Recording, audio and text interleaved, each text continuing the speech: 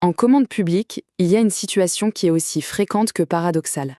On peut avoir un dossier solide, des arguments en béton, être absolument dans son bon droit. Et pourtant, au final, perdre. C'est frustrant, n'est-ce pas? Et la raison n'est pas forcément une mauvaise analyse ou un contrat mal ficelé. Non, non. La cause est souvent bien plus discrète. C'est une date qui a été manquée, un délai mal calculé, un silence de l'administration qui a été mal interprété. Et tout à coup, ce qui semblait gagner d'avance devient un véritable casse-tête. Vous voyez, dans les marchés publics, on a tendance à se concentrer à fond sur la substance, sur le cœur des arguments. Mais le risque le plus insidieux, celui qui peut vraiment tout faire basculer, c'est souvent une simple question de temps. C'est cette erreur invisible qu'on va décortiquer ensemble. Alors, pour bien voir comment ça fonctionne, prenons un scénario hyper classique. C'est vraiment le piège dans lequel il est trop facile de tomber. Imaginez un peu la situation. Un marché est en cours, ou peut-être même déjà terminé. Et là, surprise, un mémoire en réclamation atterrit sur le bureau. Une contestation sur le prix, une demande d'indemnisation, qui peut d'ailleurs surgir des mois et des mois après la fin des prestations. Et là, quel est le premier réflexe quasi universel? On plonge tête la première dans le dossier. On se demande, est-ce que cette demande est fondée? Est-ce que les justifications tiennent la route? Mais en réalité, la toute première question à se poser, elle devrait être beaucoup plus simple. Attendez une minute, cette demande, est-ce qu'elle est seulement recevable? Parce que, soyons clairs, si le délai est passé, si une prescription est acquise, le débat sur le fond n'a même plus lieu d'être. Et c'est ça, le point absolument crucial. Un dossier peut être en béton armé, mais une petite erreur de calendrier peut faire s'écrouler tout l'édifice. C'est le cas typique où la forme, ici le temps, l'emporte complètement sur le fond. Bon, pour naviguer dans cette complexité, il faut vraiment maîtriser deux concepts clés qui régissent tout le temps juridique. On a tendance à confondre la prescription et la forclusion. Pourtant, la différence, elle est énorme. Avec la prescription, le temps qui passe ferme la porte du tribunal. L'action en justice est éteinte, on ne peut plus rien faire, mais la forclusion, c'est beaucoup plus radical.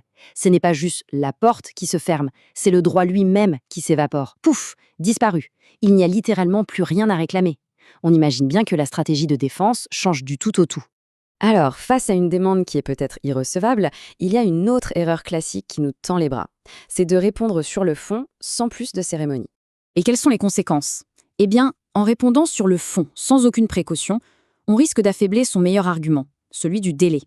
C'est un peu comme si on acceptait implicitement que la demande est recevable. Et là, on transforme un problème de procédure, qui était à notre avantage, en un vrai problème stratégique bien plus difficile à gérer. Alors comment on fait pour éviter ce piège? La solution, c'est d'adopter une méthode simple, bien structurée. L'idée, c'est de ne plus subir le temps, mais au contraire d'apprendre à le piloter. Voici une méthode qui marche en 5 étapes. D'abord, on identifie de quel délai parle-t-on. Est-ce contractuel, légal, prescription ou forclusion? Deuxièmement, on vérifie. Quand est-ce que le chronomètre a démarré? Très exactement. Troisièmement, et c'est capital, on sécurise. On rassemble les preuves tangibles de ces dates. Un juge, il se base sur des preuves, pas sur des souvenirs. Quatrièmement, et seulement après tout ça, on décide de la stratégie à adopter. Et enfin, cinquièmement, on assume sa position et on s'y tient.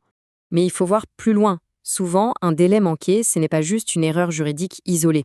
C'est en fait le symptôme d'un problème bien plus profond qui touche à l'organisation elle-même. Et on retrouve souvent les mêmes failles. Pas de suivi centralisé des échéances, des responsabilités un peu floues sur qui doit surveiller quoi, et surtout une culture de la réaction plutôt que l'anticipation. On attend que le problème arrive, sauf qu'il est souvent déjà trop tard.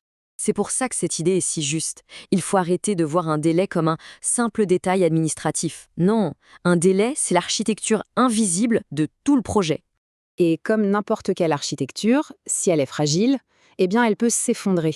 Et quand elle s'effondre, elle emporte tout avec elle, les contentieux, les pénalités financières et parfois même des tensions politiques. En conclusion, maîtriser les délais, ce n'est pas une question de rigidité. C'est une question de lucidité. C'est savoir exactement où on se situe dans le temps juridique. En commande publique, il faut vraiment garder ça en tête. Le plus grand danger n'est pas toujours dans le contenu des dossiers, dans ce qui est visible. Bien souvent, le risque le plus redoutable, c'est celui qu'on ne voit pas, le temps qui passe.